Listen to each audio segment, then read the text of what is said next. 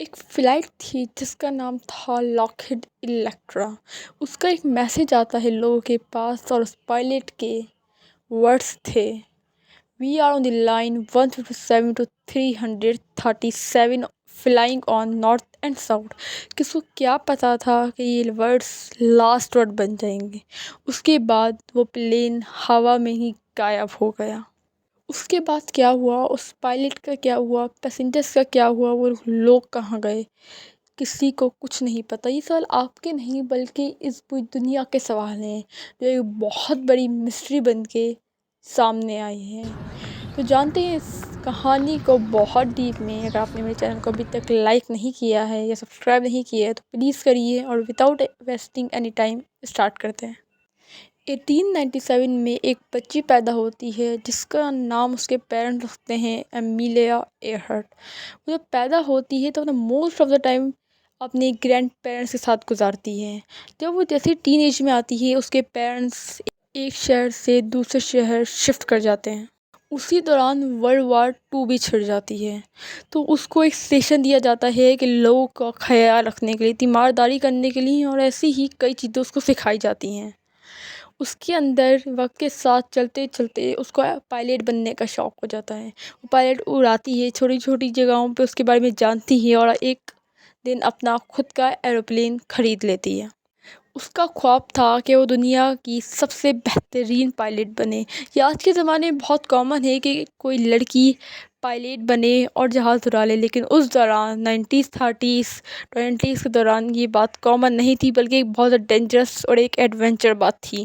انہوں نے اپنا پائلٹ بننے کا سپنا تو پورا کیا ہی، لیکن اپنے کاموں سے لوگوں کو بھی انسپائر کر دیا۔ کئی لڑکیاں پائلٹ بنی انسپائر ہو کے ایمیلیا ایئرہارٹ سے، اور کئی ریکارڈ اور کئی اچیومنٹس اپنے نام کی۔ یہ دنیا کی وہ پہلی عورت ہیں جنہوں نے اٹلانٹک اوشین کو کراس کیا ہے۔ ان کو بہت سارے ناموں سے پکارا جاتا تھا، جس میں سے ایک نام کوئین آف دی لیڈی بھی ہے۔ کئی بار ہمیں زندگی میں ایسے لوگ ملتے ہیں جو ہمارے خوابوں کو اور آگے تک پہنچا دیتے ہیں۔ اسی طرح ایمیلیا ایئرہارٹ کو بھی ایک شخص ملا جن کا نام تھا فریڈ نونان۔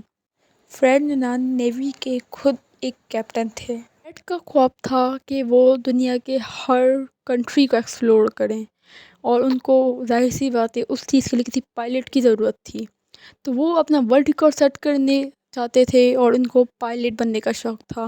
تو یہ دونوں ساتھ ملے اور نکل گئے ایک ورلڈ ریکارڈ سیٹ کرنے کے لیے کہ اس زمانے میں سب سے زیادہ کنٹری ایکسپلور کرنے والے یہ 2 شخص بنیں گے۔ یہ سفر 20 اسٹاپس اور 40 ڈیز کی جرنی میں ہونا تھا۔ انہوں نے فرسٹ اپلائی کیا، وہ فیل ہو گیا۔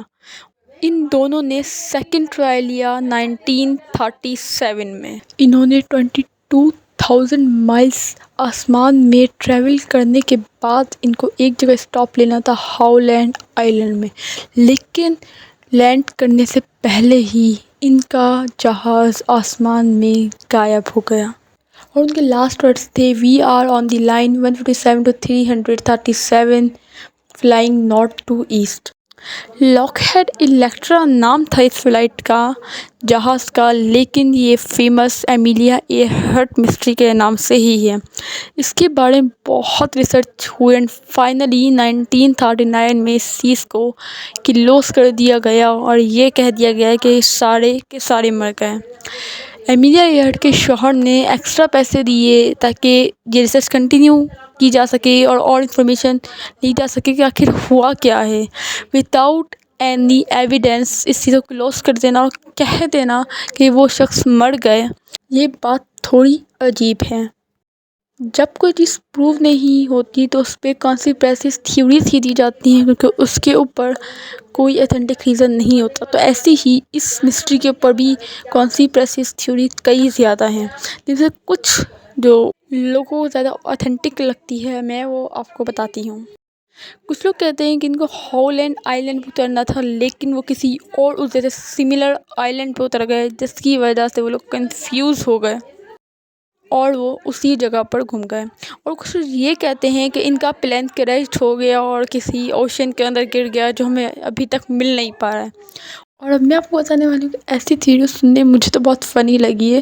کچھ لوگ تو یہ کہتے ہیں جیپنیز آئلینڈ پہ اترے تھے اور وہاں کے لوگوں نے ایمیلیا ایئرہارٹ کو دیکھا، انہوں نے بولے بہت زیادہ فیمس ہو رہا تھا، کیوں نہ ہم اس کو مار دیں، اور انہوں نے اس کو مار دیا۔ یہ سننے واقعی ایک سوال اٹھتا ہے کہ اگر اس کو مار دیا تو فرینڈ یونان کا کیا کیا، اور اس کے بعد ان کا ایروپلین کا کیا کیا۔ تو اس ٹائپ کی کانسپریسی تھیوریز چلتی رہیں گی اور لوگ اپنے اوپینینس شیئر کرتے رہیں گے، لیکن واٹ ڈو یو تھنک کہ ایگزیکٹلی میں آپ کو کون سی تھیوری زیادہ اٹریکٹ کی ہے؟